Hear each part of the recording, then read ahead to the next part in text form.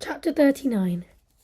Isla walked back into the gallery, noticeably cheerier than when she boarded. "You look perkier," whispered Sally, chief stewardess on the new 747. "I recognise that look. It's unmistakable. Someone just came on board who you know, didn't they?" She had it all figured out already. Sally always had everything figured out, the mother hen providing more unnecessary parenting. "It's someone I knew, just briefly, once upon a time." Isla drifted off down the lane of memories that took her back 3 years. If he had not received that call, how would their lives be now? Would they be together now? She didn't even know if he was a parent, whether they'd kept the baby. She'd started seeing somebody a few months after returning from Barbados. Isla was young, beautiful, and living a comfortable life, choosing her path as opposed to it being determined for her.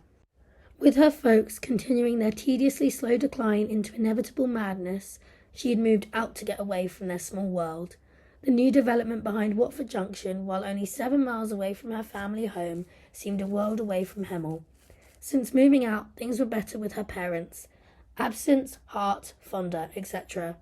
She'd fallen into a routine of seeing her dad when she wasn't travelling, and it coincided with Watford playing at home. But since the much-loved manager, Graham Taylor, had left for a second time, her dad didn't bother to go with any sort of regularity. He didn't like change, and although it had only been a few weeks, he'd already decided that he didn't care much for Viale and all that Italian crap. The distance between her and the family brought the perfect blend of isolation and familiarity. Her boyfriend was local, but not too close, so they had to make an effort to see each other. It was a relaxed companionship, and as a result, her time away was never an issue for them. At her age, she felt too young to be tied to somebody because it was convenient. Isla thought she was one of several people he was seeing, and it didn't bother her. She was mature enough to reflect that her indifference spoke volumes about how she felt about him, which was far more relevant than what he thought about her.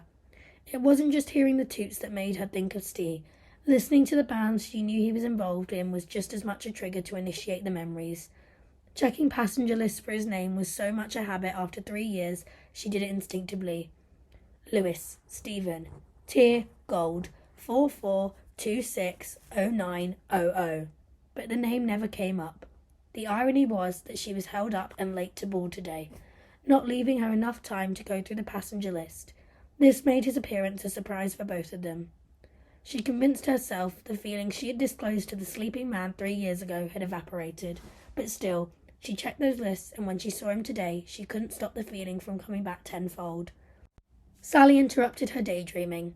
"You've got 2 nights away this time. Are you going to do anything about that bloke, or just leave it to somebody else? He's gorgeous, Isla." "You may tap up the passengers, Sally, but that's not me." "Yes, okay. There are no cases of people falling in love with the passengers. Ever. You know Miranda? That posh lass from... Oh, where is she from? You know Miranda, up her own arse, Miranda." Sally struggled to clearly describe her, but Isla knew exactly who she meant and what was coming. This was another urban myth that she never bothered to entertain. "I know who you mean. Tall, blonde Miranda. What about her?" "That's the one. Well, she met someone on a trip back from Hong Kong and was engaged within a week. He was minted and old and got her a dream transfer from the plane right into his mansion. So, she married a passenger and no one put her on disciplinary." Isla didn't want to get into this and set Sally straight. She had been friends with Miranda, and the truth was that she was in Hong Kong for the rugby sevens with mates as part of their annual school reunion. The bloke was the brother of one of her friends, and she was not even working on the flight home. It was her holiday. A crap story all around, and showed how this type of gossip morphed into the fact by third telling. Isla watched Steve settle into his seat, staring peacefully out of the window, evidently deep in thought. He still had the same attractive charm and an easy calm that was at odds with the mania of his professional lifestyle. They'd only shared a few grains in life's hourglass, but she remembered his stories about how busy his life was, and that was then. No wonder people crashed and burned in an industry that was full of early deaths, either through the pressure or the old age curse of creativity. Artists often died before their time, and it was one of the things Steve had told her which underpinned why he was so attentive to his charges.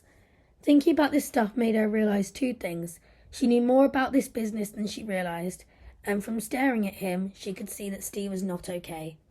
Taking her jump seat next to the exit, Isla had a minute of peace. Steve is still staring out the window, half ignoring the attempts at conversation from the chap next to him. Once the plane was airborne, she wanted to get to him with the first round of drinks as quickly as she could, but Steve was moving through the cabin as soon as the seatbelt signs changed to allow movement. He was heading her way, and Isla's heart raced.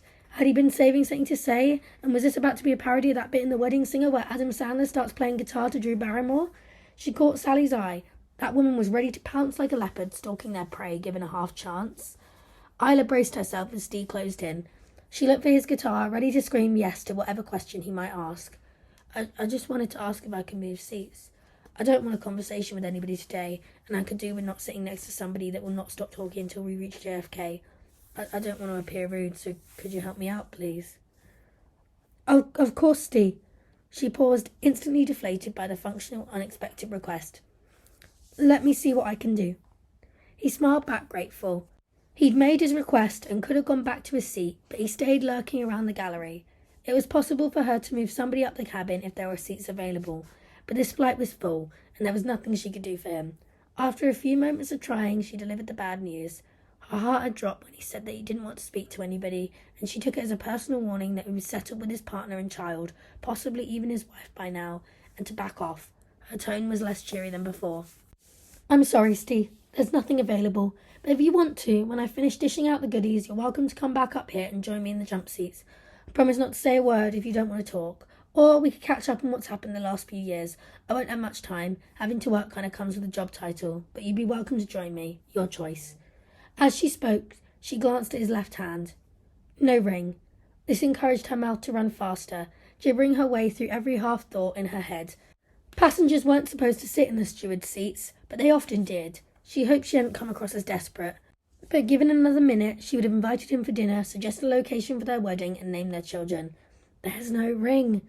While much had changed in 3 years when it came to her feelings for Steve, it was clear some things had stayed the same. She knew the US East Coast well. In New York, she sometimes went out to Long Beach or down through Jersey. She couldn't understand why her colleagues didn't want to explore further afield, unable to tear themselves away from the established locals where they'd let off steam each and every visit. But she wanted more. The trips to Washington were not as frequent as the busier hubs, but when she flew into the capital, Isla would walk the loop from the White House to the Capitol Hill, through the Long Park to the Lincoln Memorial before skipping over the Potomac River and around Arlington Cemetery. Rather than waste yet another day in yet another bar, she would spend it walking around some of the most famous resting places in the world. The American public continued to be the source of much of her amusement, especially those occupants of the tourist trams who couldn't get out and walk 30 metres to see the Kennedy grave, the historic focal point at the centre of the 600-acre cemetery. She didn't choose to go on the outings alone and always encouraged her colleagues to join her, but their interest lay in drinking their per diems dry in a familiar, lively venue. It was great sometimes, but it was tedious when it happened every night. After a few months of joining in and being a team player, Isla chose daytime over nights and explored alone. New York held a poignancy for her, and she always remembered her first visit and that one perfect evening with Steve. Isla glanced over, taking pleasure in watching him drink the G&T that was already waiting for him at his seat. After 3 years, she remembered his favourite drink and knew that he would realise it was her who put it there whilst he visited the facilities. Isla was acutely aware that she seemed unable to focus on anything else other than him. She just hoped that the journey would be kind enough to give them some proper time to reconnect.